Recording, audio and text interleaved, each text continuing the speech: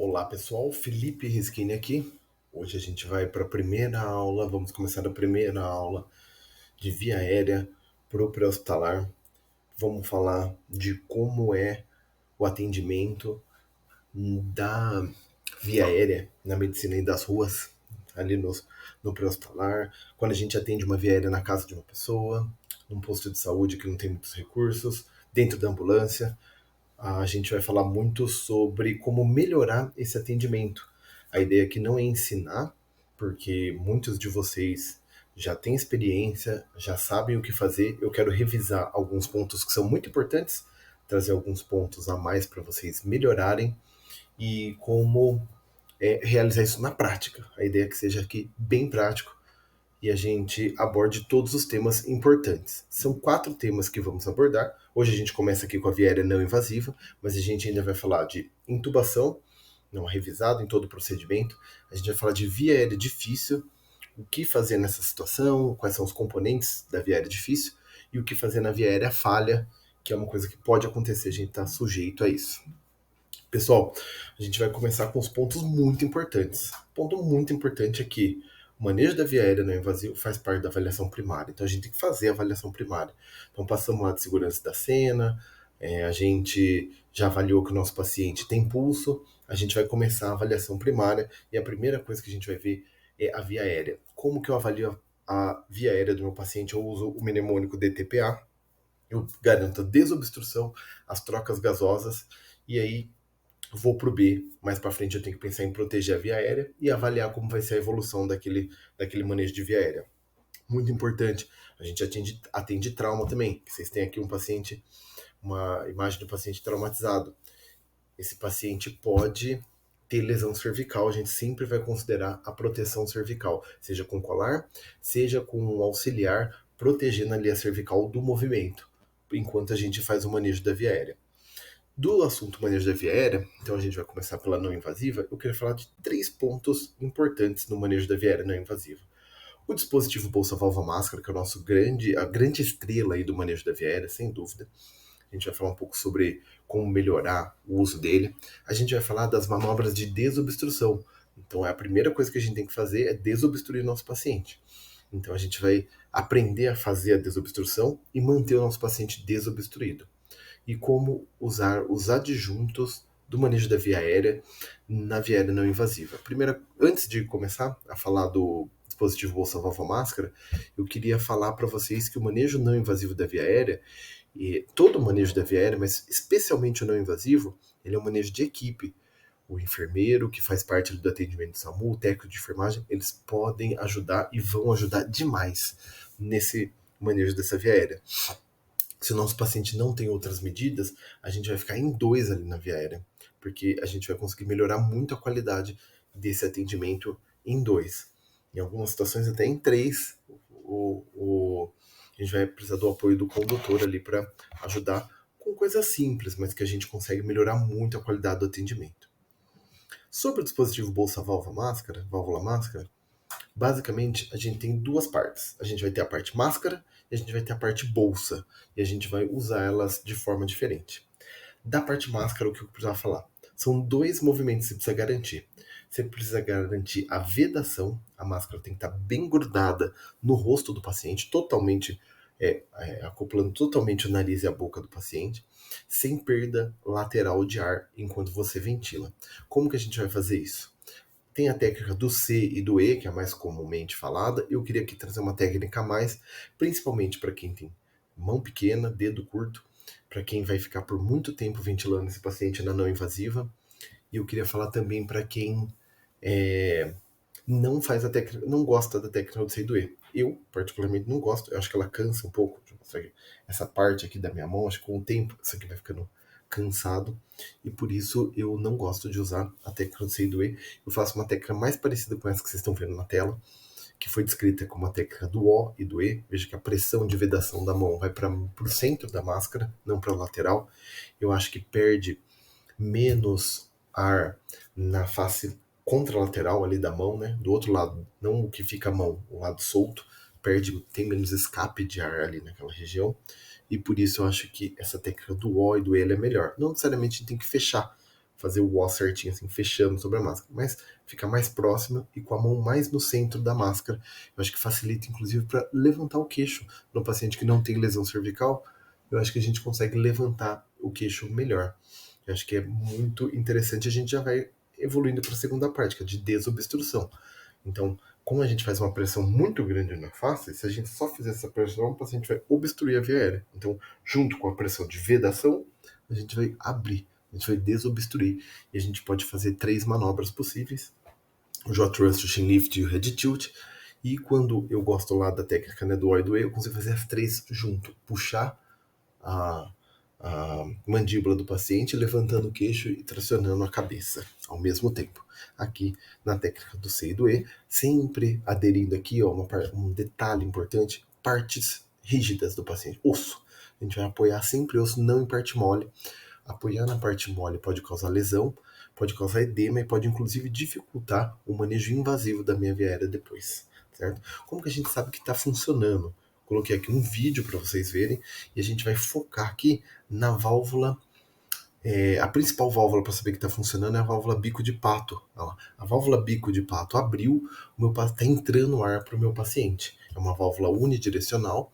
Ela pode ser aberta na pré-oxigenação, que a gente vai falar mais na aula de intubação, pelo drive próprio do paciente. Então é sempre transparente. Eu olhei por cima e vi a válvula abrindo. Meu paciente tem drive o bastante para fazer a inspiração. Se meu paciente não abre, eu que tenho que embusar ele, eu que tenho que colocar volume para ele, para ventilá-lo, certo? Se meu paciente não abre a válvula sozinho, eu vou ter que ventilá-lo. E para ventilar esse paciente é importante ventilar com calma. Pessoal, dar volume demais para esses pacientes não é bom, não traz benefício nenhum, ele não melhora a oxigenação mais rápido. Quando o paciente dessatura, ele leva um tempo para recuperar a saturação periférica ali que a gente mede de O2.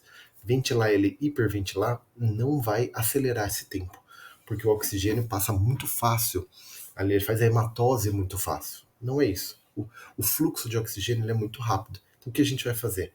A gente vai ventilar com no máximo meia bolsa, se o paciente não estiver ventilando espontâneo, ou se ele tiver uma frequência respiratória abaixo de 10 por minuto, a gente vai ventilar uma vez a cada 6 segundos. Se o paciente tiver um drive, sei lá, uma vez a cada 8 segundos, a gente vai completar.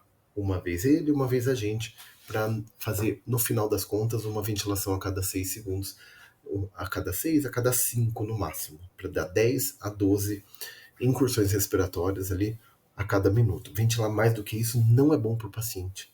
Vai diminuir o retorno venoso, piorar a hemodinâmica dele, vai aumentar o risco de broncoaspirar, porque a gente começa a aumentar a pressão no esôfago, ele vai abrindo o esôfago e aumenta o risco de regurgitar.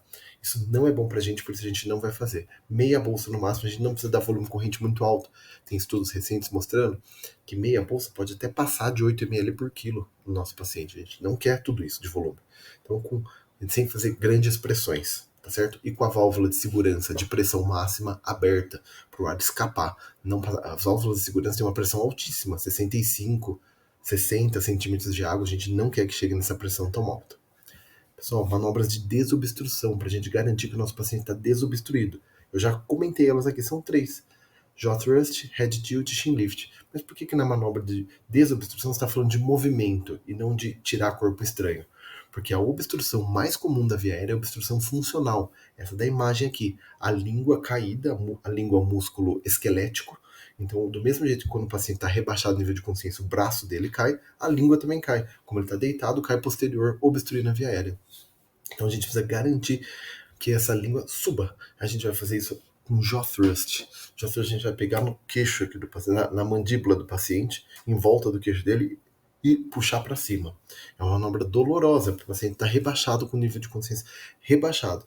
Jaw thrust, head tilt, chin lift funciona? Funciona. Tem imagem aqui, eu vou colocar para vocês aqui, um head tilt com chin lift. O que é? A gente levanta o queixo permitindo o movimento da cabeça. Olha como ele funciona.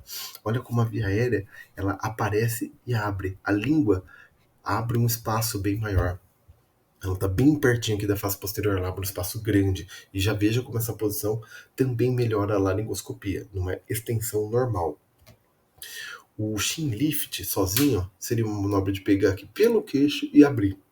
Nossa ideia é sempre desconectar a língua face da região posterior da hipofaringe ali, para que ela possa. Esse vídeo aqui tem som. Escutem essa língua desobstruindo. Você permite que o ar entre na via aérea. A língua cai e obstrui. Esse vídeo é o mais interessante. Mostrar que a língua obstrui a via aérea. É uma prova disso. Pessoal, a gente precisa manter o nosso paciente desobstruído. Como que a gente faz isso?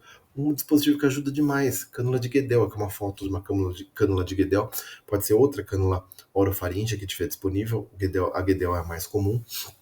A gente vai passar Guedel, 2 passos. Abaixar a língua, passar Guedel.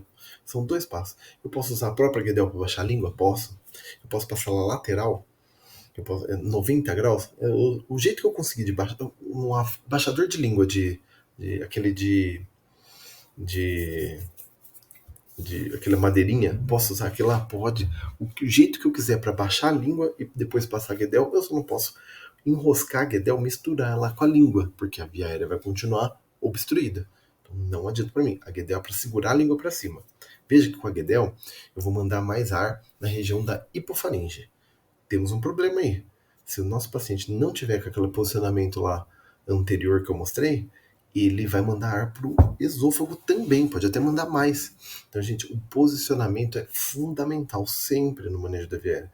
Então, quanto melhor tiver, quanto mais perto dessa posição, veja o coxinha aqui occipital, a cabeceira um pouco mais elevada, um discreto levantamento aqui do queixo com um discreto movimento da cabeça, é discreto o movimento, que é uma posição do cheirador, ó, parece o cara que vai cheirar a rosa ali que tá ali na frente dele, assim, ele joga o pescoço para frente.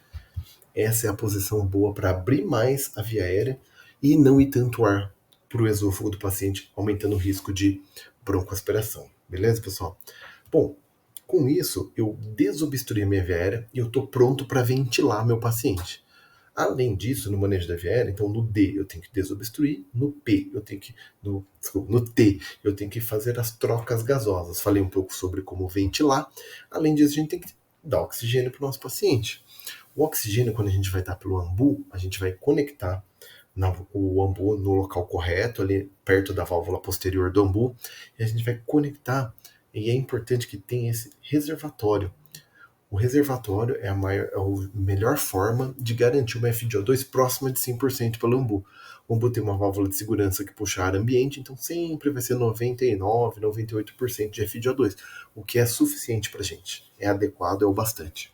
Se a gente for usar uma máscara não reinalante e ela tiver com todas as válvulas funcionando, a 15 litros por minuto, que é o que a gente vai usar no ambu, a máscara não reinalante vai dar uma FiO2 de 60, 65% de oxigênio. Se a gente quiser pré-oxigenar nosso paciente, ou seja, dar uma FiO2 mais próxima de 100%, é o fluxômetro aberto no máximo, para a gente conseguir ali 40 a 70 litros por minuto. É bem aberta no talo, que faz até barulho. No SAMU a gente tem um problema, a gente tem limitação da quantidade de oxigênio. Então a gente tem que ter cautela com isso. Se a gente for usar, a gente tem que ser assertivo. Pré-oxigenar 3 minutos e bora para intubação, beleza? Fornecer oxigênio pode ser importante na hora de pré-oxigenar, pode ser importante no paciente que precisa, que está dessaturando. Mas eu não recomendo que você perca tempo nesse paciente que está precisando de oxigênio, porque o oxigênio pode acabar e você vai precisar chegar logo no seu local, no seu serviço. Tá? Mas faz parte do manejo não invasivo da via aérea fornecer oxigênio, seja pela via cânula nasal de baixo fluxo, que a gente tem disponível no SAMU, seja por uma máscara que a gente não consegue identificar a FiO2 com precisão, como essa aqui da foto. Ela é uma máscara projetada para ser não reinalante, mas ela não tem as válvulas. A gente não sabe a FiO2. A gente titula por uma saturação adequada para o nosso paciente, seja no paciente de trauma, que a gente vai dar oxigênio sempre, seja num paciente DPOC, que a gente vai deixar uma meta de 88 a 92 de saturação de oxigênio, seja no infarto, que a gente só vai colocar oxigênio quando ele saturar abaixo de 90%, seja em outras condições clínicas, que a gente vai ter uma meta de manter a saturação acima de 94%. Beleza, pessoal? A gente pode usar então cânula nasal de baixo fluxo, máscara de Venturi, que a gente consegue garantir a FiO2, mais importante ali no DPOC, seja no ambu, que a gente vai dar uma FiO2 de em torno de 60%. Beleza? Quais são os principais problemas no manejo não invasivo da via aérea? Dificuldade para ventilar é disparado o maior problema.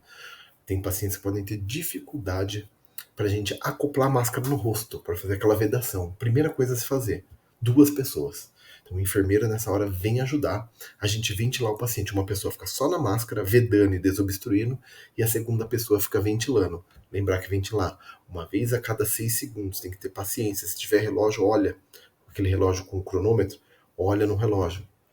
Se não, conta calma na cabeça. 1.000. 2.000. 3.000. Até 5.000. E aí você ventila. Por 1 segundo você ventila. Tem que ter essa calma, porque senão a gente hiperventila o nosso paciente. Meia bolsa, não precisa mais que isso, não é lotar de oxigênio. O tórax expandiu, tá ventilando. Beleza? Esse é o nosso critério para saber que tá ventilando. Dificuldade, o paciente tem barba, uma máscara daquela que tem aquela de insuflar, aquela insuflável, geralmente é melhor para acoplar no rosto do paciente. O paciente com barba, talvez a gente precisa pegar uma lâmina e tirar um pouco da barba. Ventilar o nosso paciente é a nossa prioridade, é bastante importante. Outras dificuldades, não tirar prótese dentária do paciente na hora de ventilar. Pode ser que precise tirar na hora de intubar, mas na hora de ventilar, ela ajuda a manter o formato da boca e vedar melhor. Tentar a técnica pegando mais no centro da máscara. Tentar uma técnica com a região hipotenar, fazendo jaw thrust. Você pode colocar gases para preencher a boca do paciente. Você pega, enrola uma gaze, coloca embaixo aqui, entre a gengiva e a boca para preencher um pouco mais o espaço do paciente. Ainda assim, há o risco de ter dificuldade de ventilar e você talvez precisar ir para uma via aérea avançada. Tem muitas situações, às vezes não tem interface para você conectar a máscara e está indicado as vieiras, passar para as vieiras mais avançadas.